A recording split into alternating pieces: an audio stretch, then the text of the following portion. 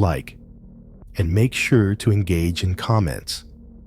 Also, share this video to your friends and story lovers, and click on the subscribe button on the screen to subscribe to Mortifex for more real horror stories like this.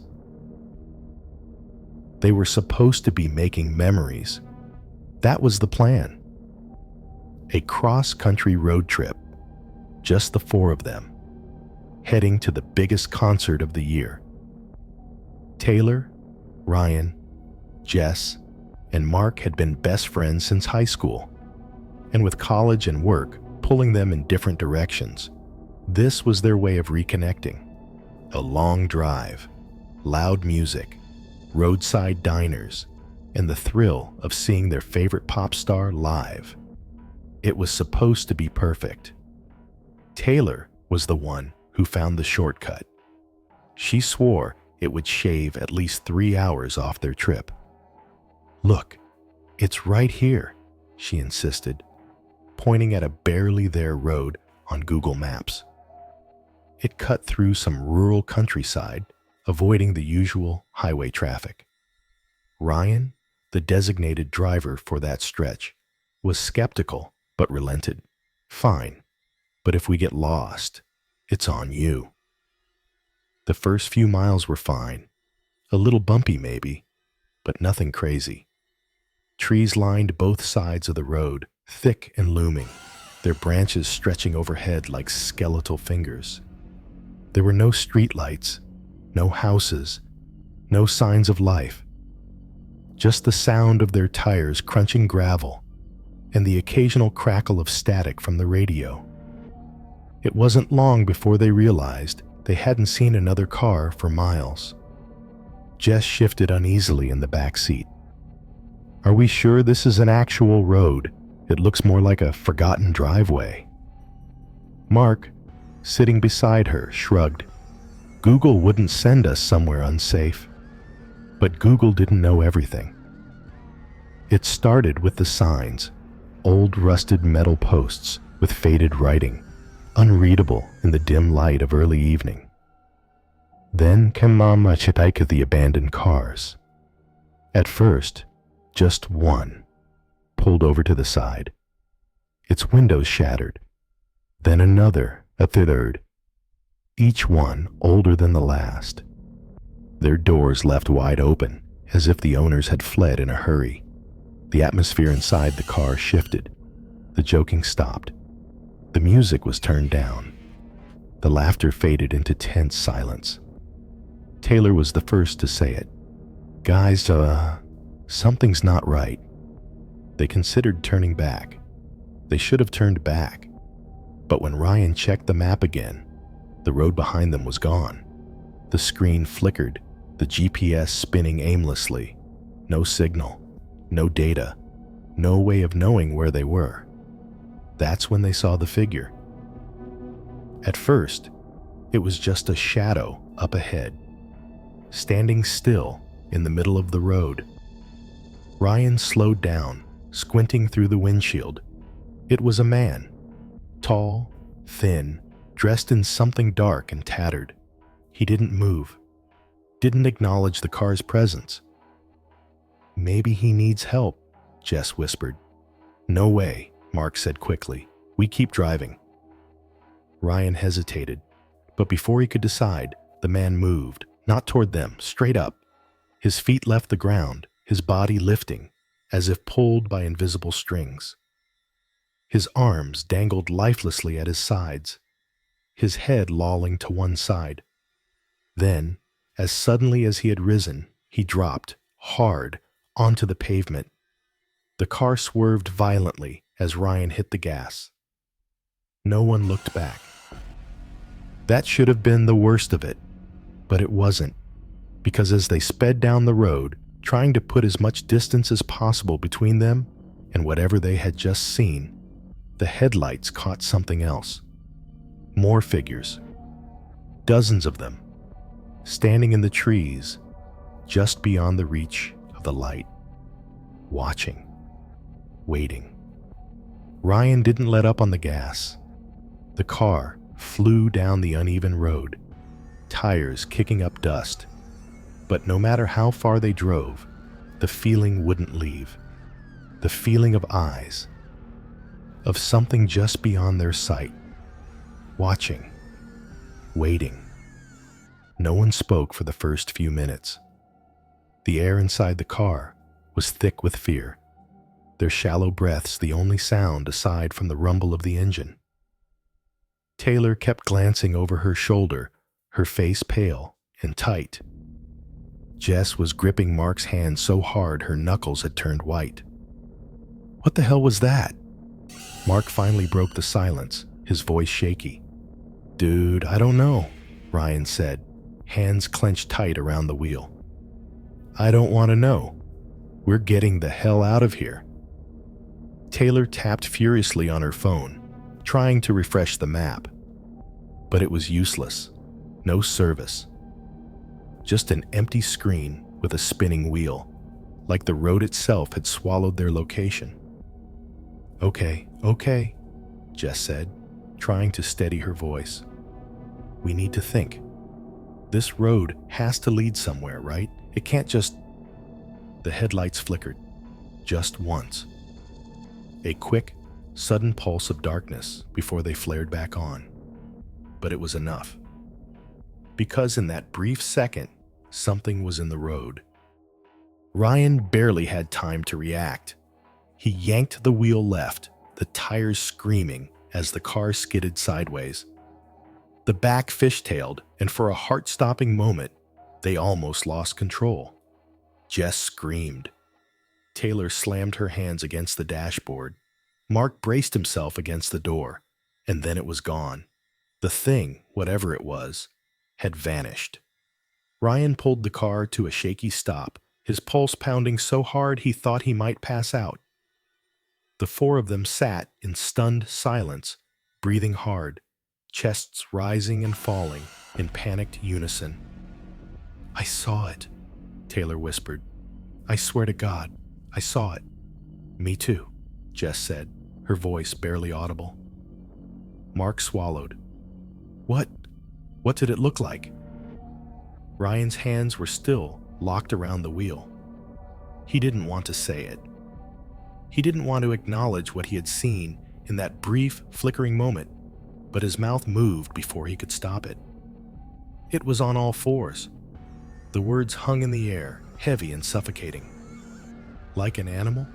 Jess asked, almost pleading, like she needed the answer to make sense. Ryan shook his head. No, it was... He hesitated. It was human. Taylor let out a choked sound, her hand flying up to cover her mouth. Jess looked like she was going to be sick. People don't... She shook her head violently, like she could shake away what they had seen. Mark leaned forward, peering through the windshield. The road ahead was empty, stretching into the dark unknown. But something about it felt... wrong. It took a second for Ryan to realize what it was. The road was different. Before, it had been cracked asphalt, old, but still recognizable as a road. Now, the pavement had turned to dirt. The trees seemed thicker, closer, as if they were slowly closing in. And the worst part? There were no more tire tracks. Ryan felt his stomach drop. They had been speeding down this road for miles. There should have been skid marks from when he swerved. Their tire prints should have been pressed into the dirt, but there was nothing. It was like they had never been there at all. Taylor's voice trembled. Guys, are we even on the same road anymore? No one had an answer. Mark exhaled sharply, running a hand through his hair. We have to turn around, right now. Ryan didn't argue. He threw the car into reverse and slammed on the gas. The tires spun, spitting up dust, and for a split second, the car didn't move. Then, with a lurch, it jerked backward. They hadn't driven more than 20 feet before they saw it. The man from before. But he wasn't standing this time. He was crawling, on all fours, his limbs bending at unnatural angles, his fingers digging into the dirt. His mouth was open too wide, like his jaw was unhinged, his tongue blackened and curling. His eyes, God, his eyes were completely white. No pupils, no irises, just empty, milky orbs staring straight at them. And he was fast. Too fast. Ryan threw the car into drive, his hands shaking as he floored it. The car lurched forward, and the thing let out a sound, something between a growl and a laugh, guttural and wet. Taylor was crying. Jess was sobbing into Mark's shoulder. Mark kept whispering under his breath, some frantic prayer, his lips barely moving. And then, just as suddenly as it had appeared, it was gone.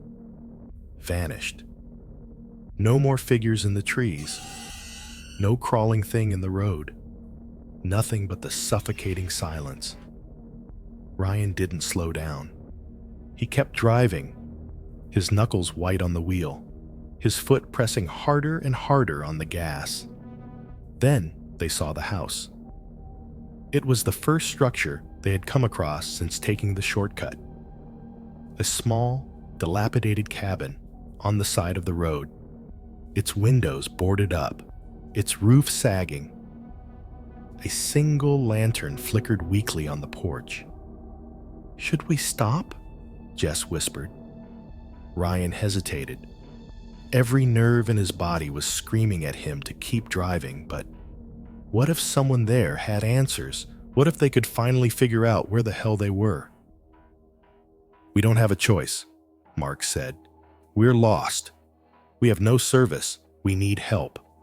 Ryan pulled the car to a stop, the gravel crunching under the tires. For a long moment, no one moved. Then, slowly, Taylor reached for the door handle, and the front door of the cabin creaked open. Taylor hesitated, her hand gripping the door handle as the cabin door creaked open on its own. A dim, flickering light spilled out, barely illuminating the rotting wood of the porch. No one stepped out. No voice called to them. Just the silent invitation of the open doorway. Ryan's pulse pounded in his ears. "We are not going in there." "We don't have a choice," Mark muttered, swallowing hard. "We're lost. We're running out of gas. This is the first sign of life we've seen." Jess wiped her tear-streaked face, her voice barely above a whisper.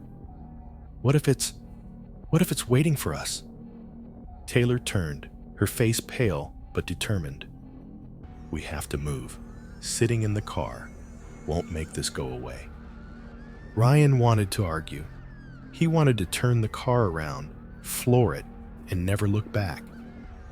But deep down, he knew Mark was right. Something was wrong with this road.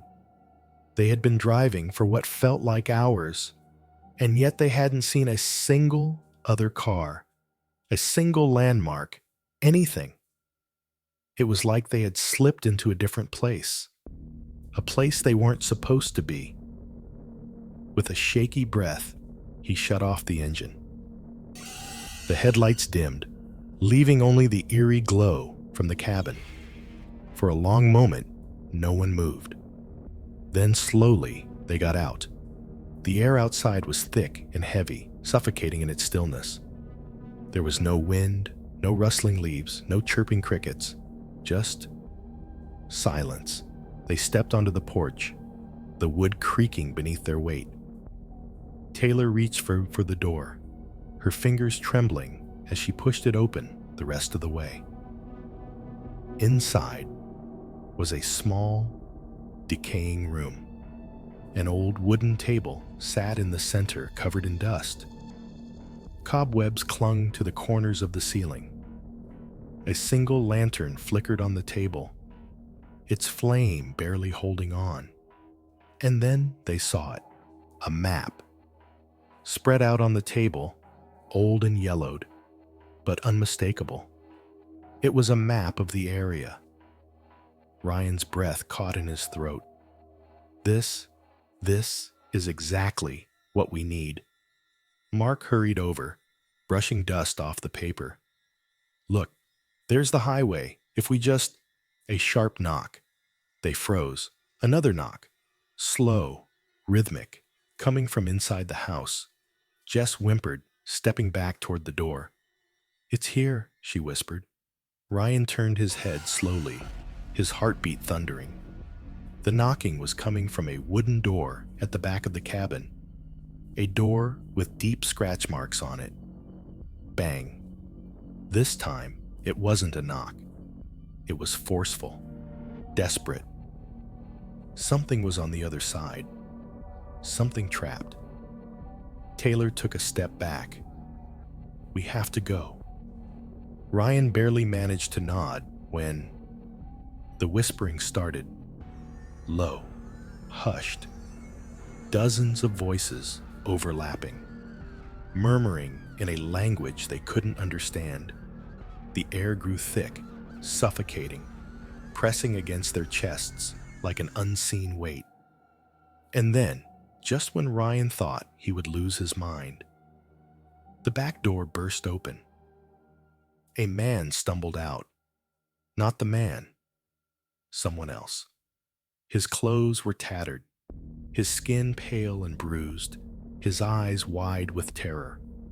He gasped, locking eyes with them. You have to run, he choked out. You have to get out before... A shadow moved behind him.